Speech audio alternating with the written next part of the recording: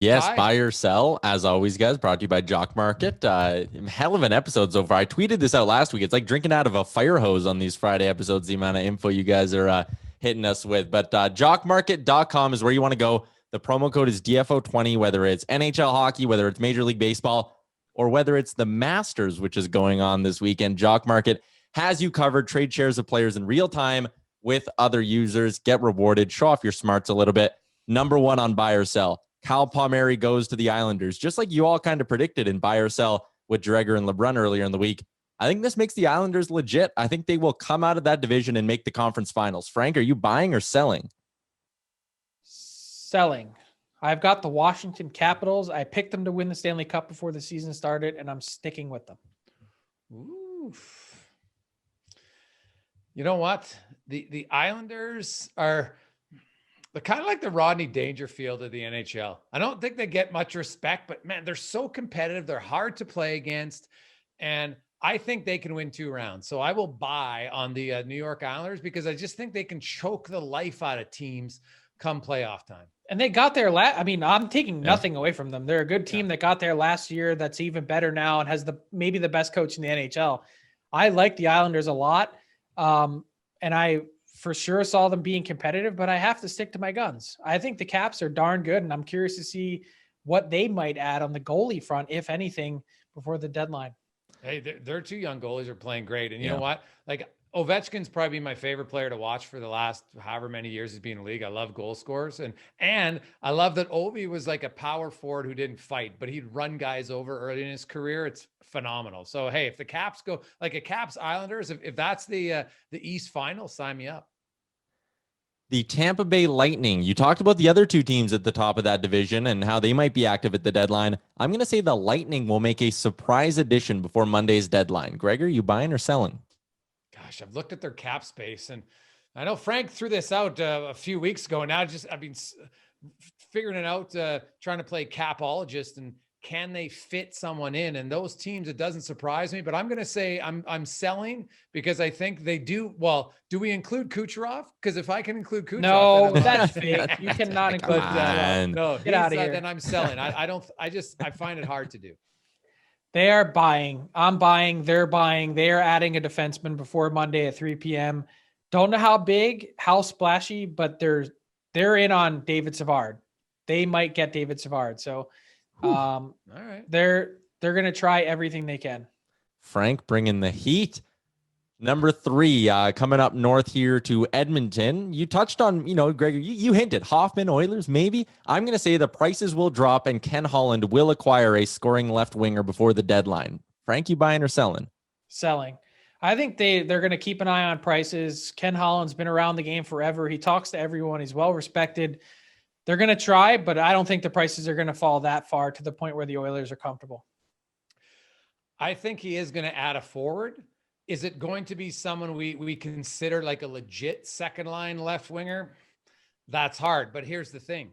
They don't need to add a legit second line winner. They just need to add a left winger, Frank. And right now, I think that second line left wing spot is like it's the Grand Canyon of opportunities for anybody who's got some skill. If they add a winger, what they need is a winger with size, because right now it's basically you got Papa Smurf and you got Brainy Smurf and you got every Smurf easy who's on the wing. No, it's true. They're too small. You got Cahoon. You got Yamamoto, you got Ennis. You cannot go in the playoffs. That is offensive. With small guys. What's wrong with the Smurfs? They're blue. Like what? Like why? Well, that's not the point. They're small. I just watched the movie The Smurfs with my son. Nothing offensive about the Smurfs. Frank's takeaway is that the Oilers have too many blue forwards. Yeah. It's not the Blue Man Group we're talking about. I think most people, tiny. when they see Smurfs, they think of small, not blue. I know where you were heading. I had to point out that they were blue. Who is it? Who's the guy? Like, who's your guy? The thing. Like, there's no. Tell me who it is, and then we'll talk about acquisition. Ryan Zingle. I'll tell you this. No, I don't think anyone is calling on Ryan Zingle. Why can't Ken Holland? I to this point, I think it's been extremely quiet on Ryan Dzingel. Does he fit the bill for you? No. No? Not at all. So he doesn't move your needle. No, not. he's very similar to what they have a lot of. And what they need is tell me who the guy is. Well, I was looking, there's not really, you know who actually would help their team a lot, and I like him, and I think, Frank, the Dallas Stars, I know you mean holding on to the Stars, and they're still 7 back with 3 games in hand now on Nashville. But I look at Dallas. They've got Alexiak. Cogliano is fast, but he's not big enough.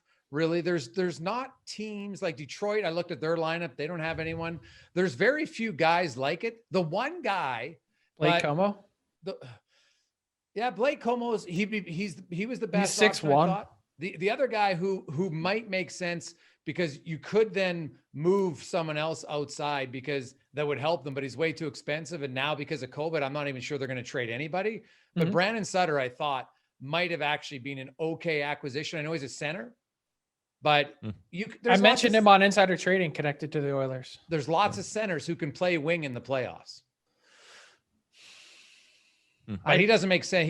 His cap hits way too high. They need a $2 million. They can absorb a guy with $2 million cap hit, because they would give it an asset. And just like they made the trade with Mike Green last year, where they included Sam Gagner to make the numbers work, they would send back one of their forwards with $1 million cap hit to figure. What do you think about Scott Laughton? He doesn't have size, but he plays with bite. Yeah, and that's the thing. I guess he's found a little bit of a scoring touch. Like he actually has put his game together, and I've obviously had a front row seat to watch him up close. That's a guy that learned how to play in the NHL. Really talented junior player, first round pick, came into the NHL at 18, and then had to figure out the game from a whole different perspective, from a role that he never played before, and he's played it almost as well as anyone in the league. I'll ask you this, Frank, because it's a great description I've had numerous coaches explain to players. They call them quiet players, where, in the playoffs, if you have too many quiet players, it's tough. Is Scott Laughton, I don't watch the Flyers enough. Is he a quiet player in his style as far as, being assertive, aggressive? Does he have that? He's aggressive. No, he's definitely aggressive. Then size doesn't matter because there's lots of small guys that are aggressive, right? But the Oilers have a lot of smaller players who I would say have more quiet games. They're skilled, but they just have, it's like anything. If you had all bunch of big guys who couldn't skate, that's not good. If you have all a bunch of small skilled guys, too much of anything doesn't work in the NHL playoffs. He's on track for 40 points over an 82 game season. Like, not a producer and scorer, more of a grinder though. And I don't think that's what the Oilers need. Is it? Right now, honestly, obviously they have the scoring help, but does he fit stylistically? You look at, I think the best example is a guy who's now won 2 Stanley Cups. Patrick Maroon is a big body who's kind of a grinder. When you put him with skilled players, he did it in Anaheim for short stints. He was like a couple years too early in Edmonton. Yeah. But you got him for nothing, right? Like Scott Laughton, you probably got to pay a little bit too much. That's the problem, is Scott Laughton's going to be really expensive. Yeah. I like that we just workshopped a whole little trade scenario. What a meandering, like. We went down a rabbit hole. Yes. All right. Next up. Are you buying or selling, Frank? I'm selling. I think the Oilers they're going for whatever they can get for that 4th round pick, whatever prices drop to. That's what I think. I mean, Ken Holland surprised the heck out of us last year, but I think it ended up burning him. Interesting. We've talked about Mike Hoffman a few times now. Also hearing Tyler Bozak, who's been on the TSN trade bait board, I believe. Frank, I'm going to say both of them are gone out of St. Louis by the deadline. Frank, you buying or selling? Selling, I think one of them will be. And I think some teams are curious about Jaden Schwartz, another UFA. I think some teams have asked. The sense that I've gotten in calling around is that the St. Louis Blues haven't brought Jaden Schwartz up yet. Not saying it's a no. Obviously, it's possible, but I think the price would be higher for Schwartz. But I would be surprised at this point if Hoffman doesn't go. And I also wouldn't put it out of the realm of possibility that the Blues sell and buy. I think they've been kicking tires on a couple guys, and I wonder if they're in on Taylor Hall. That could, unload Hoffman, bring in Hall. Obviously you'd have to make the money work and whatever else, but I think that's a possibility. And I know that at least one team in the East has been talking to them about Vince Dunn. Interesting. You know what, Frank, it's funny because I had a lengthy conversation with someone in St. Louis today who's really connected to that team. And he basically described exactly what you said. He feels that the Blues, like, you got to remember, they're not far removed from being a Stanley Cup champion. Like, they've got a lot of pedigree. Now, I know they've really revamped their blue line, obviously with no Edmondson and no Pietrangelo, and Jay Bouwmeester retired. So it looks very different, but they're still very confident with a lot of their core guys there. And so they just feel that they got to move around some pieces on the chessboard. So this isn't a teardown. This is just we're trying to reload as quickly as we can. Yeah, they feel that they have, like, Jaden Schwartz to me is a fascinating player, like, because he's been a pretty consistent guy. He's got 2 goals this year, 2 goals. So he's really struggled. He's I don't know how well you know him. I have so much time and respect for Jaden Schwartz, and his dad passed away really suddenly before the season started. And I can't imagine that hasn't affected him. I don't know if I've talked about it on this podcast, but I've talked about it on others. I wrote a story with his dad in the Stanley Cup final. Actually, he met me in the lobby of my hotel, like, amazing guy. He walked over, and I wanted to write a story about Jaden Schwartz's sister who died of cancer. And it was like an emotional, heartbreaking interview, like salt of the earth, Saskatchewan guy. And it was like one of my favorite stories that I've written in my career at TSN. And then he ends up passing away really suddenly before this season started. And I like, stuff like that has to just hurt.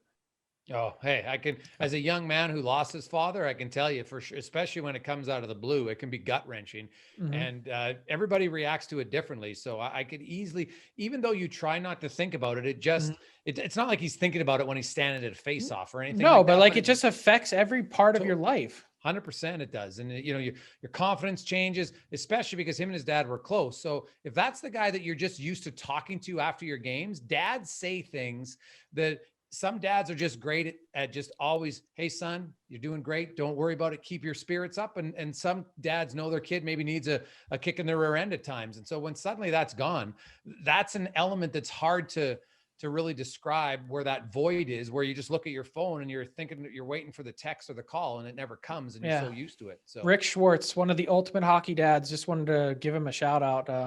Thinking of the Schwartz family, and I have been all year.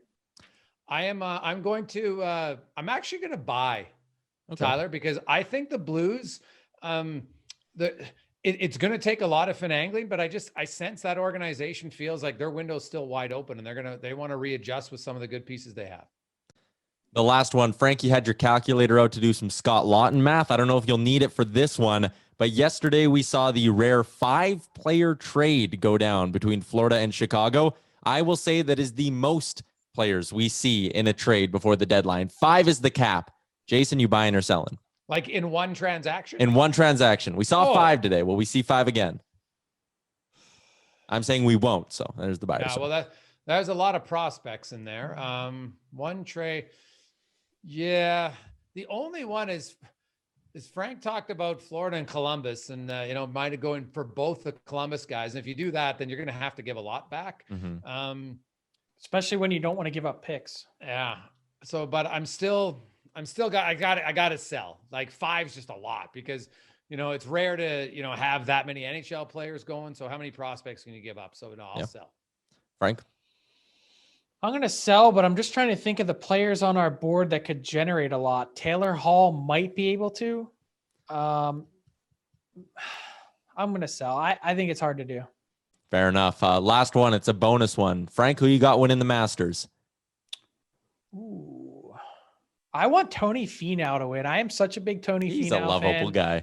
He is, and still grossed out by that ankle turn that he had at the Masters on a Wednesday a couple years ago. And I just want him to get a win. Like his story and what he's been through and what he's accomplished. He's an amazing guy, and I'd like to see that. Jason? Well, the easy pick, of course, is Rose, because I don't know anybody who follows golf. Did you see him from hole 8 to 17? Lights out. That guy was 9 under. It was just ridiculous. He looked like in his zone. You saw his post round interview, like just relaxed. And I know that it's hard to go. That's cheap. Come on, that's a cheap pick. You can't pick the runaway round 1 leader. Well, how often does the guy go start to finish? But he's got what is it, a 5-shot lead? 4 or 5 now. Yeah. Okay. 4-stroke lead. But okay. Okay. Well, dig a little deeper. Come on. then we'll see okay, I'll go John Ram. Sorry. I don't mind that. I don't mind little Rombo. I'm going Justin Thomas. He's my boy. He needs a hell of a comeback in the final 3 days. I probably doubt he can do it, but I'm going to be supporting him. What about your favorite guy, Patrick Reed? He's nobody's favorite guy. Yeah, and I was going to say, Jock MKT, though, I bet you with a guy like JT. Rose? JT, his stock would be low. If you wanted to buy low, you could potentially have a little value there. Jason, I have buddies who bet on Patrick Reed because they hate watching him win so much that they're like, I'm going to bet on him. So in case he does, I'm not miserable watching the entire tournament. Think about an athlete right now in sports. Is there an athlete because it's rare to have a pretty close to majority of fans agreeing on a topic, right? Yeah. Like you can't get fans to agree who's the best player in the league. Everybody will debate on it, right? You look at Patrick Reed, it's like almost unanimous. I can't recall a player who's been that vilified and despised by lots of golf fans, whether you're a diehard golf fan or you're just Matt Kuchar was in there for a while too. Like it's fun. And you know what? I think villains are great for sports. Oh, so yeah. I hope Patrick Reed is in the running on Sunday, because what happens then is people are you know how it is. You watch the guy lose. Gregor, you love being the heel. Oh, dude. You know what's funny? Like fun. I liked a few of the heels in wrestling all the time. It was fantastic. Of course you did. Yeah. Like Hulk, I actually liked Hulk Hogan better when he became the heel. Well, there you go. What's wrong with you? There's buy or sell for Jock Market. Remember that promo code is DFO20. It gets you a $20 deposit bonus.